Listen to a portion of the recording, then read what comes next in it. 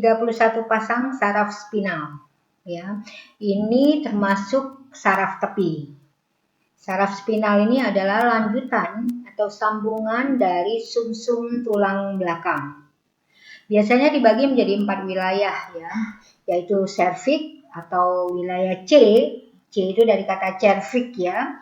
Kemudian dada disebut dengan wilayah T atau toraks dari kata toraks ya.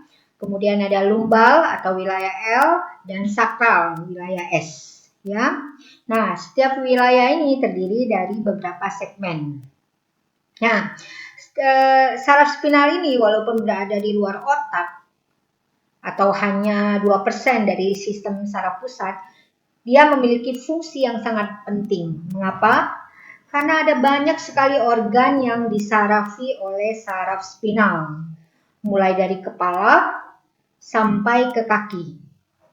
Dan saraf spinal juga menjadi jalur gerak refleks. Karena itu disebut juga dengan saraf refleks ya. Nah, saya kasih contoh nama-nama dari saraf spinal ya. Misalkan nomor 1 adalah nervus hypoglossus. Itu yang mempersarafi lidah, berarti lidah berada di bagian kepala ya. Kemudian yang kedua adalah occipitalis minor, itu yang mempersarafi otak bagian belakang. Kemudian ada nomor 4 adalah nervus radialis ya, dia mempersarafi otot lengan dan kulit kita ya. Kemudian ada lagi nomor 11 yaitu nervus phrenicus, mempersarafi otot diafragma ya di bagian perut.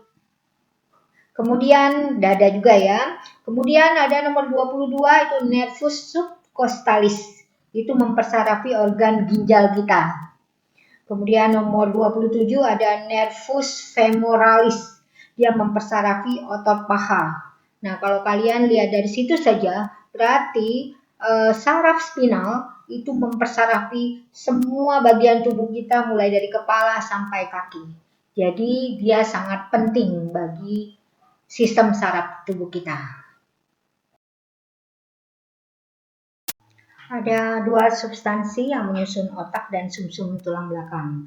Tapi ada perbedaan antara penyusun ini di antara otak dengan sumsum tulang belakang ya. Nah, substansi yang pertama itu adalah namanya substansi grisea. Nah, pada otak, substansi grisea itu terdapat di korteks atau bagian luar otak. Ya. Nah, substansi grisea ini berwarna abu-abu. Ya. Jadi otak di bagian luarnya, kalau ini gambarnya gambar potongan melintang ya. Jadi otak di bagian luarnya itu berwarna abu-abu. Sedangkan di bagian medula atau bagian tengah otak itu tersusun dari substansi alba yang berwarna putih. Ya. Jadi bagian terluar dari otak itu berwarna abu-abu. Terbalik dengan sumsum tulang belakang. Sumsum tulang belakang, bagian korteksnya atau bagian luarnya itu adalah substansi alba yang berwarna putih. Sedangkan bagian medulanya tersusun dari substansi grisea yang berwarna abu-abu. Sehingga kalau kita melihat dari bagian luar sumsum tulang belakang, maka kelihatan berwarna putih. Jadi kebalikan dengan otak ya. Jadi kalau otak di bagian luarnya itu berwarna abu-abu karena tersusun dari substansi grisea. Ya, ingat grisea depannya G, grey ya, berarti berwarna abu-abu. Sedangkan sumsum tulang belakang bagian luarnya tersusun dari substansi alba yang berwarna putih. Jadi terlihat berwarna putih. Seperti kita ketahui bahwa susunan organ yang menyusun sistem saraf pusat yaitu otak dan sumsum tulang belakang merupakan organ yang sangat lunak, sehingga dia harus dilindungi oleh sesuatu yang lebih keras ya. Jadi kalau otak dilindungi oleh rangka tengkorak, sedangkan sumsum tulang belakang itu dilindungi oleh tulang belakang. Nah, selain itu otak dengan sumsum tulang belakang juga dilindungi oleh 3 lapisan otak atau yang disebut dengan meninges ya. Nah, 3 lapisan ini adalah kalian bisa menghafalkannya memakai kata DAP, D A P ya. D-nya itu adalah durameter. Nah, durameter ini, oh ya, A-nya adalah araxhnoidiameter, ya. Kemudian P itu adalah piameter. Kita masuk ke durameter dulu ya. Nah, durameter ini adalah lapisan paling luar pada otak, sehingga dia menempel di tulang tengkorak. Ya, ada dua lapisan, yaitu yang sangat erat menempel dengan tulang tengkorak yang disebut dengan endosteum. Kemudian lapisan satu lagi adalah lapisan yang mudah lepas dari tengkorak. Ya, nah di antara tulang kepala dengan durameter ini terdapat rongga yang namanya rongga epidural. Ya, oke, kita masuk ke araxhnoidiameter. Ini adalah lapisan tengah. Bentuknya seperti sarang laba-laba, karena itu namanya araxhnoidiameter. Ya, araxhnoidea itu adalah laba-laba. Ya, kemudian di dalamnya itu terdapat cairan yang disebut dengan liquor cerebrospinalis. Fungsi cairan ini adalah sebagai bantalan bagi otak, ya, sehingga bisa melindungi otak bila dari kerusakan mekanik bila terjadi guncangan-guncangan. Oke, kemudian yang terakhir itu adalah piameter. Ini adalah lapisan paling dalam yang menempel di otak, ya. Nah, bentuknya itu disesuaikan dengan lipatan-lipatan di permukaan otak. Kalian tahu bahwa permukaan otak itu seperti berlipat-lipat, ya. Jadi bentuk diameter itu menyesuaikan dengan lipatan pada otak. Itulah 3 lapisan meninges. Nah, meninges ini kalau terinfeksi, maka terjadilah infeksi yang namanya meningitis. Oke, nah kalian bisa menghafalnya dengan memakai kata DAP ya. D durameter, A araxhnoidiameter, dan T piameter. Mekanisme penghantaran rangsangan pada gerak biasa ataupun gerak refleks ya. Nah, ini sering banget keluar di ulangan adik-adik SMP, bagaimana rangsangan tersebut diolah di mana gitu ya. Jadi kalian harus tahu, ini gampang sekali menghafalkannya ya. Jadi kalau penghantaran rangsangan pada gerak biasa, misalnya gerak biasa itu misalkan kita merasa lapar. Kemudian kita melakukan gerak kaki kita, otot kaki kita untuk mengambil piring ya. Kemudian memasukkan nasi beserta lauknya, kemudian kita makan. Itu adalah contoh gerak biasa. Nah, di sini penghantaran impuls atau rangsangannya itu diterima oleh reseptor ya. Kemudian diteruskan oleh neuron sensorik, kemudian diolah di otak.